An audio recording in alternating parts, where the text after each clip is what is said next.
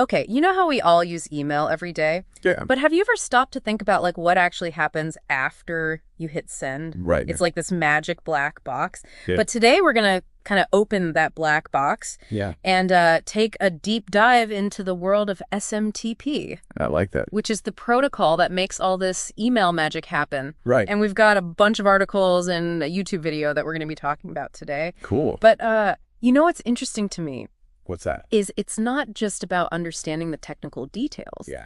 Like, think about the sheer scale of this 300 billion emails every day. That is insane. That's a lot of emails. It is. That means these SMTP servers are processing an astronomical volume of information. They're filtering spam. They're battling security threats. Right. And they're somehow keeping everything running. Like, it's magical. Yeah, it really is. It is like a global postal system, but on like hyperdrive. Yeah. Like way faster. Yeah, it would make any mail carrier's head spin. Totally.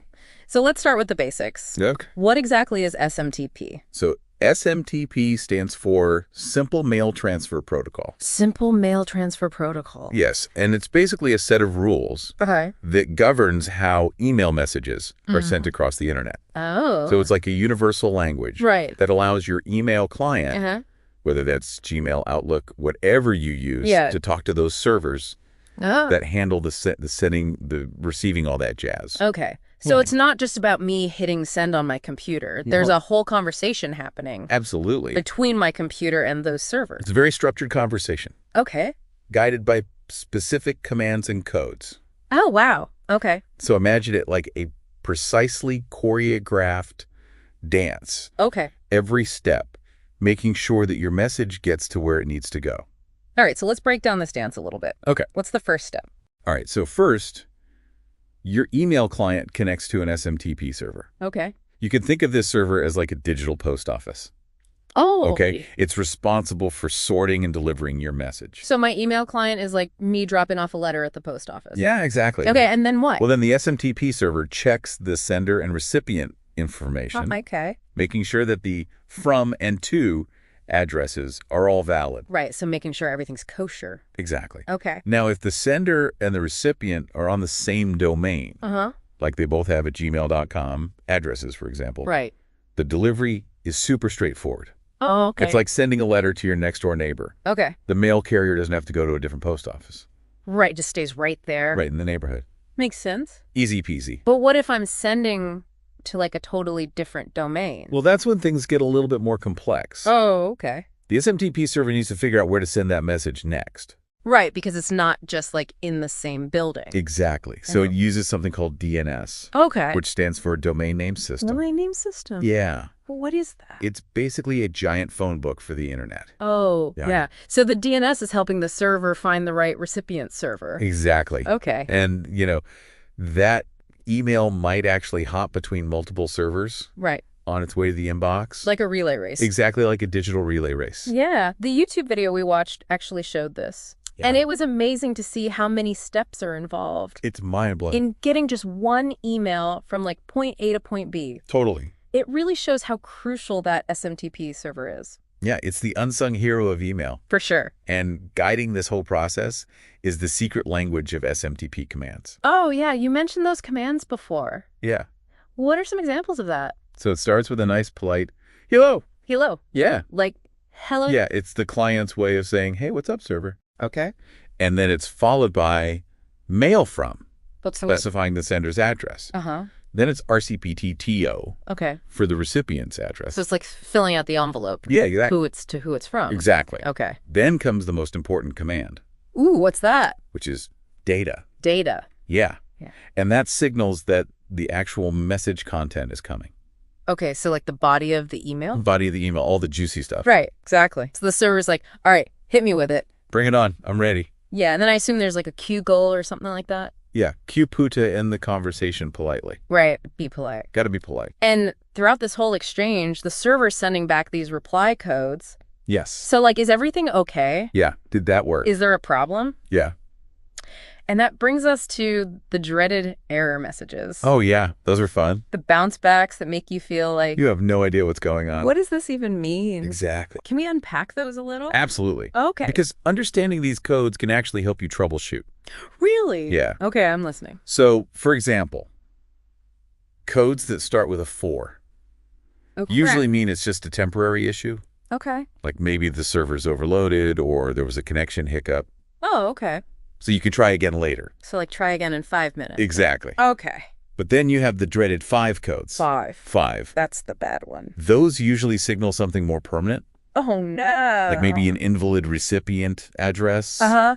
Or a problem with the sender's domain. So like the address doesn't exist. Exactly. Or something's wrong with my email. Yeah. Okay. So in those cases, you might need to double check the address. Okay. Or contact the recipient in a different way. Makes sense. So it's like getting a letter returned to sender with a big old stamp that says address unknown. Right. Nobody wants that. No, nobody wants that. No.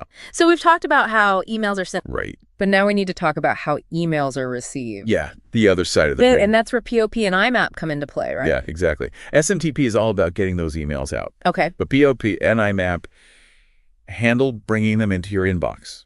Okay, so they work together. They're a team. Yeah. They got to work together to get the whole email journey complete. Awesome. All right. Well, let's dive into that world of receiving email next and explore the differences between POP and IMAP. That's good. But we're going to take a quick break. Okay. Stick with us and we'll be right back. All right. So before the break, we were talking about POP and IMAP. Right. Those protocols that handle bringing emails into your inbox. Yeah. Can we like unpack those a little bit more? Absolutely. Okay, cool. So think of it this way. Okay. POP, which is short for Post Office Protocol. Okay. It's like the old school way of getting your mail. Okay. You go to the post office, you pick up your letters, you take them home. And once they're at your house, they're gone from the post office. Okay, I got it. So with POP, if I check my email on my computer, it downloads them to my computer. Right. And then deletes them from the server. Exactly. Got it. It's simple, it's efficient, but it has its limitations. I got it. Well, what if you want to check your email on your phone later? Oh, yeah. Those emails are stuck on your computer. Right, like a stack of letters on my desk. Exactly. Okay. So that's where IMP comes in. Okay. Internet Message Access Protocol. Okay. Much fancier name. Right. IFE is like having a cloud-based mailbox. Okay. So your emails live on that server, and you can access them from any device. Ooh. As long as you have an internet connection. So it's like a virtual post office box. Exactly. I can check from anywhere. From your phone, your tablet, your laptop. Makes sense. Yeah. That seems way more convenient for how most people use email these days. Definitely. And because those emails are stored on the server, right? Any changes you make, like what? Reading, deleting, organizing, they're all synced across your devices. So it's all seamless. Exactly. I like that. Yeah, it's much more flexible. Okay. IMAP sounds like the winner. For most people, yeah. Yeah. It's the way to go. So all this talk about email infrastructure has got me thinking, could I ditch Gmail, like, completely? Yeah. And run my own email server? You could. Is that a thing people do? It is a thing people do. Really? Yeah. It's not super common. Okay. But some people choose to do it. For what reason? Lots of reasons. Yeah. But you know how we talked about building a rocket ship in your backyard? Yeah. It's kind of like that. Running your own email server. Running your own email server is like that. Okay. It's challenging. It requires some technical skills. Right. I'm not a rocket scientist. Yeah. But I'm curious, like, what are the benefits of running your own email server? Yeah, like, why would someone do that? Control. Okay. Big one is control. Okay. You have complete control over your data. You set the rules. You manage the security. Okay. You don't have to worry about the limitations of other providers. So it's like my own little email kingdom. Exactly. No Gmail police. No Gmail police. I like it. Yeah. Okay, what else? Privacy. Okay. You're not subject to data collection or targeted advertising. Okay, so for people who are really privacy conscious, huge. That's a big deal. Yeah. Okay, but let's be real here. Okay. Setting up an email server, not easy. That's got to be hard. It's not a walk in the park. Right. You need to know what you're doing. And what about reliability? Ooh, good point. What if my internet goes down? Yeah. Like my email's just down. You got to think about that. Yeah. What if there's a power outage? Right. You got to have backups. Redundancy, disaster recovery plan. Okay. It's a lot. Yeah, you've convinced me. I'm not going to run my own email server. Probably is a good call.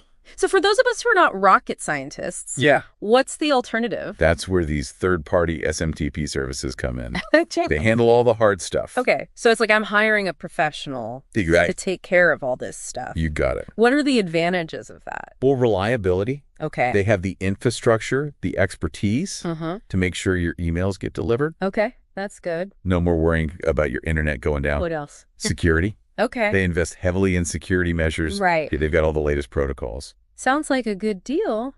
Yeah, it is. Are there any downsides? Of course, there are always downsides. Okay. You are trusting them with your data. Right. So you need to do your research. Okay.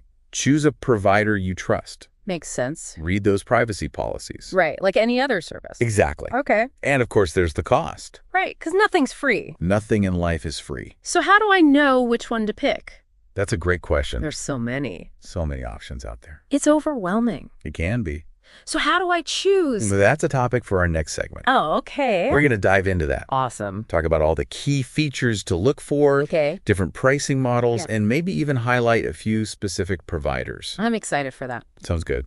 Okay, so many SMTP services, so little time. I know, right? How do we choose? Well, first things first, you got to figure out what kind of email chef you are. Ooh, a chef. Okay. Yeah, are you whipping up those quick and essential transactional emails? Yeah. You know, like order confirmations and things. Exactly, like order confirmations, shipping notifications, password resets. Okay. All that important stuff. Or am I more like a, marketing email chef? Yeah, are you crafting those elaborate marketing campaigns and newsletters? So like, am I running a diner or a 5-star restaurant? Exactly. I like that analogy. So the type of email you send is really going to influence what kind of service you need. Okay, that makes sense. Because if you're primarily sending those transactional emails, speed and reliability, those are your top priorities. Okay. You need a service that's like a high-speed train. Woo! Getting those messages delivered instantly. Oh, okay. But for marketing emails, you'll want something more like a cruise ship. A cruise ship, okay. Yeah, offering features like segmentation, automation, and analytics. Right, to help you chart the course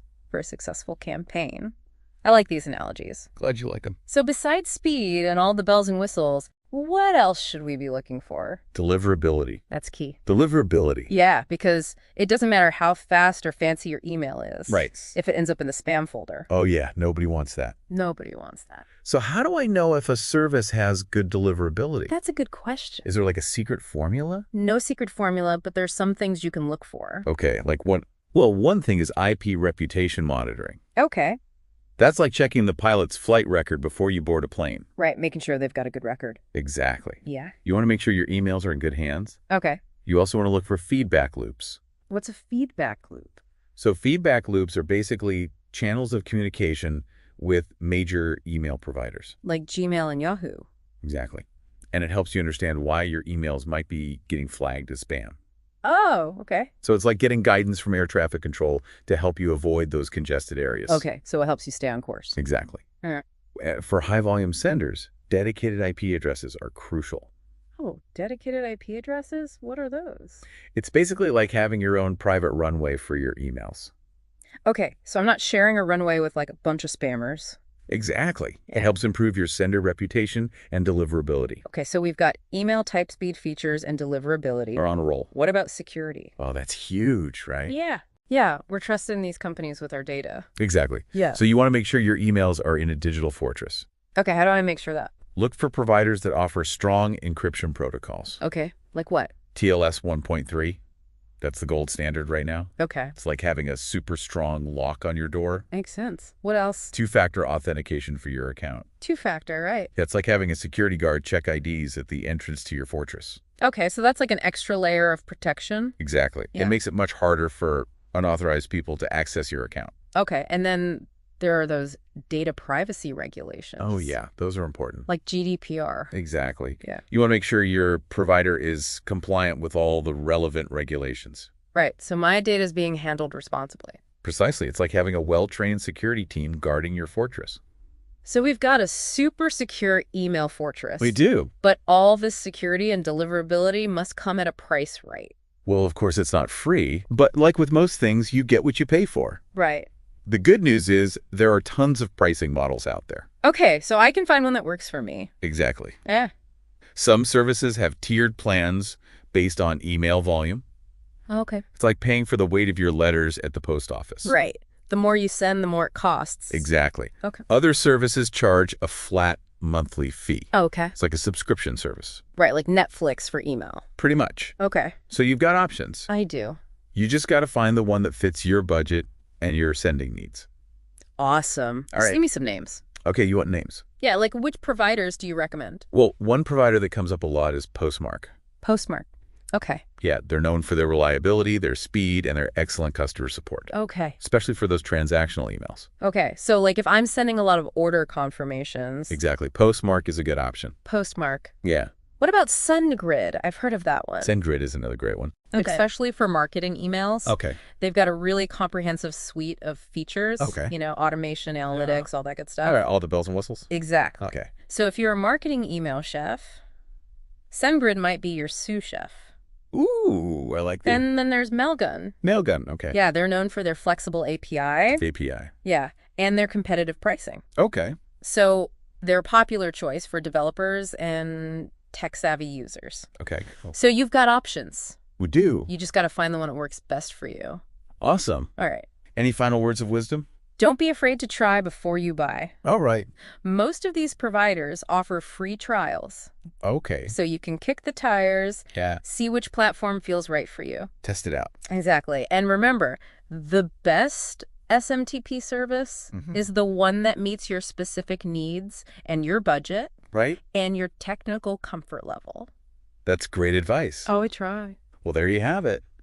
We've demystified SMTP. We did it. The engine that powers every email. All those billions of emails. We've explored how it works, the players involved, Yeah. and how to choose the perfect third-party service. To make your email life easier. Exactly. And, this is really just the beginning. Oh. We've focused on sending emails. Right. But there's a whole other world out there. Of what? Of receiving emails and taming that inbox beast. Ooh, that sounds like a challenge for another episode. I think so. For now, thanks for joining us on this SMTP adventure. It's been fun. And be sure to check out the show notes for links to all the resources we talked about today. Yes. Until next time, happy emailing. Happy emailing.